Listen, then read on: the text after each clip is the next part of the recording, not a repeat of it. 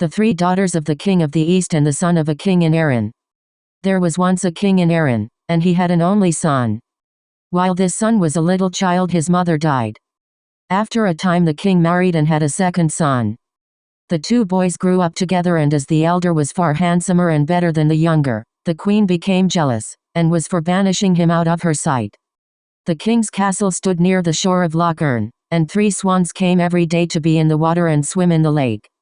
The elder brother used to go fishing, and once when he sat at the side of the water, the 3 swans made young women of themselves, came to where he sat, and talked to the king's son. The queen had a boy minding cows in the place, and when he went home that night he told about what he had seen, that there were 3 young women at the lake. And the king's son was talking to the 3 that day. Next morning the queen called the cowboy to her, and said, "Here is a pin of slumber. And do you stick it in the clothes of the king's son before the young women come, and when they go away, take out the pin and bring it back to me." That day when the cowboy saw the 3 young women coming, he went near and threw the pin, which stuck in the clothes of the king's son. That instant he fell asleep on the ground.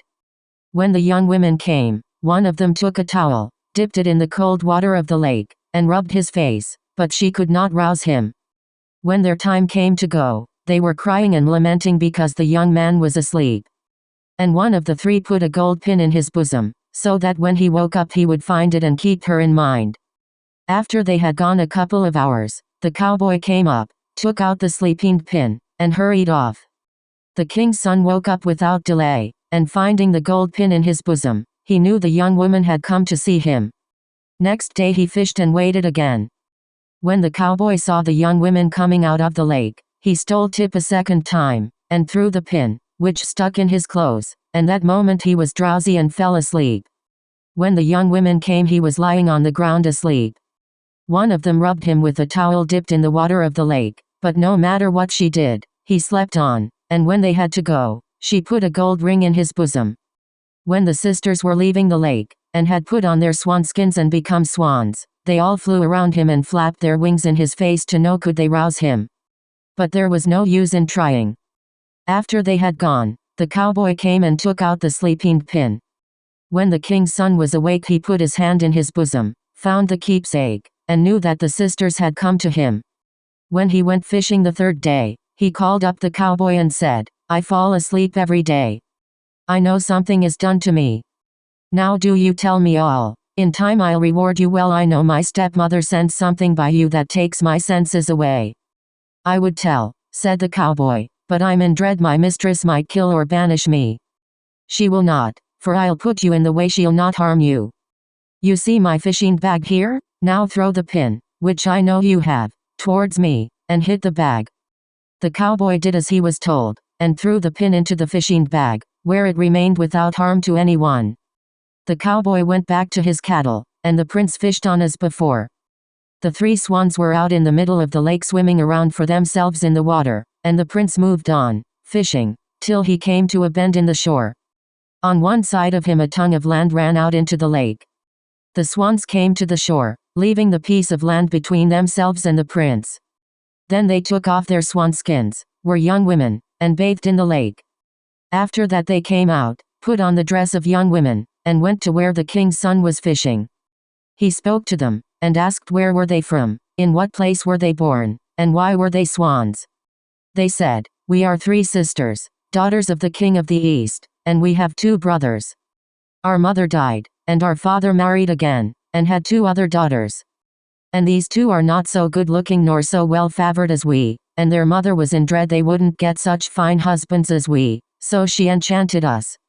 And now we are going about the world from lake to lake in the form of swans." Then the eldest of the 3 sisters said to the king's son, "What kind are you, and where were you born?" "I was born in Erin," said he. "And when I was a little boy my mother died, my father married again and had a second son, and that son wasn't to the eye what I was.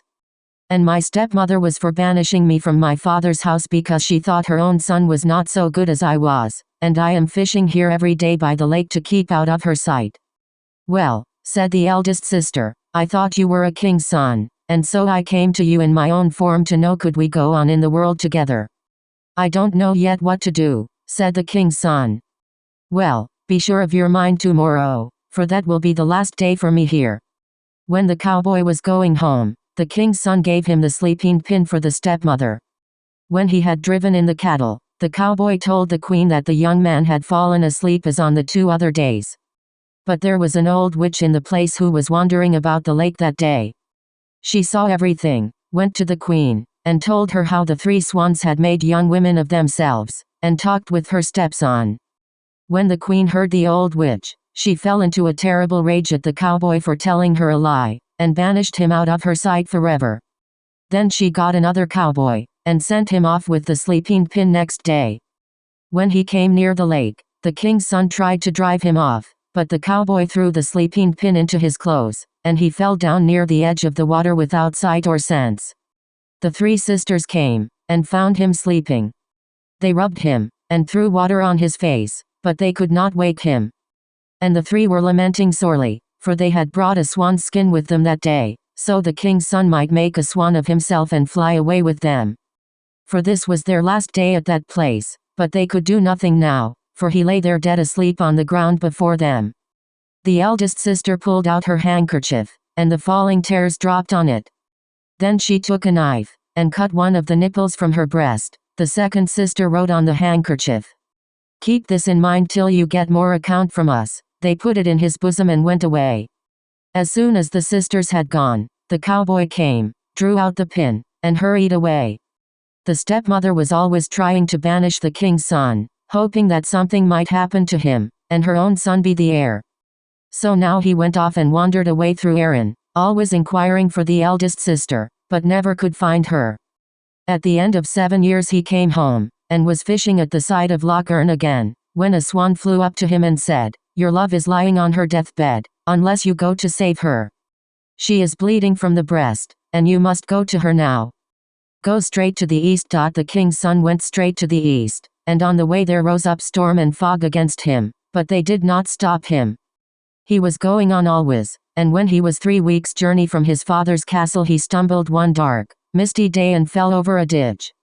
When he rose up there stood on the other side of the ditch before him a little horse, all bridled and saddled, with a whip on the saddle. The horse spoke up and said, "If you are the king's son, I was sent here to meet you, and carry you to the castle of the king of the east. There is a young woman at the castle who thinks it long till she sees you. Now ask me no questions, for I'm not at liberty to talk to you till I bring you to the east." "I suppose we are to be a long time going," said the king's son. "Don't trouble yourself about the going, I'll take you safely. Sit on my back now, and be sure you re a good rider, and you too not be long on the road. This is my last word." They went on, and were going always, and as he traveled, the prince met the wind that was before him, and the wind that blew behind could not come up with him. When he was hungry the pommel of the saddle opened, and he found the best of eating inside. They went on sweeping over the world for 2 weeks, and when they were near the east the horse said, "Get down from my back now, for it's tired I am." "How far are we from the castle?" asked the king's son. 5 days' journey, answered the horse. "When you come to the castle, don't stop a moment till you ask where the young woman is lying, and tell them to be sure to give good stabling and food to the horse. Come and see me yourself every day. If you don't, there will be nothing for me but fasting, and that's what I don't like." When the king's son came to the castle it was evening. The 2 younger sisters welcomed him. These were 2 of the swans at the lake in Erin, and now at home by the enchantment of their stepmother. They were swans in the daytime, and women only at night, so as not to be under the eye of young men. When these came to see the stepmother's own daughters, they said, "Our sister is on an island, and we'll go to her." They got a boat for the young man, and went with him to where their sister was lying. They said to her, "The son of the king of Erin is here. Let him come in, that I may look at him," said she. The king's son went in, and when she saw him she was glad. "Have you anything that belongs to me?" asked she. "I have, then throw it on my breast." He threw the handkerchief on her breast and went away. Next day she rose from the bed as well as ever. On the 3rd day after his arrival, the son of the king of Erin married the eldest daughter of the king of the east, and the stepmother's enchantment was destroyed. And there was the grandest wedding that ever was seen in that kingdom. The king's son, thinking only of his bride, forgot all about the horse that had brought him over the long road. When at last he went to see him, the stable was empty, the horse had gone. And neither his father in Erin nor the stepmother came to his mind, he was living so pleasantly in the east. But after he had been there a long time, and a son and a daughter had been born to him, he remembered his father. Then he made up his mind not to let the stepmother's son be heir to the kingdom in place of himself. So taking his wife and children, he left the east and travelled to Erin. He stopped on the road, and sent word to the father that he was coming. When the stepmother heard the news, a great weakness came on her. She fell into a fit and died. The king's son waited in a convenient place till the funeral was over, and then he came to the castle and lived with his father. He was not long in the place when he sent messengers to know could they find the cowboy that the stepmother banished for telling about the sleeping pin. They brought the cowboy to the castle, and the king made him his coachman. The cowboy was not 12 months in his new place before he married. Then the king's son gave him a fine piece of land to live on, with 6 cows and 4 horses. There was not a happier man in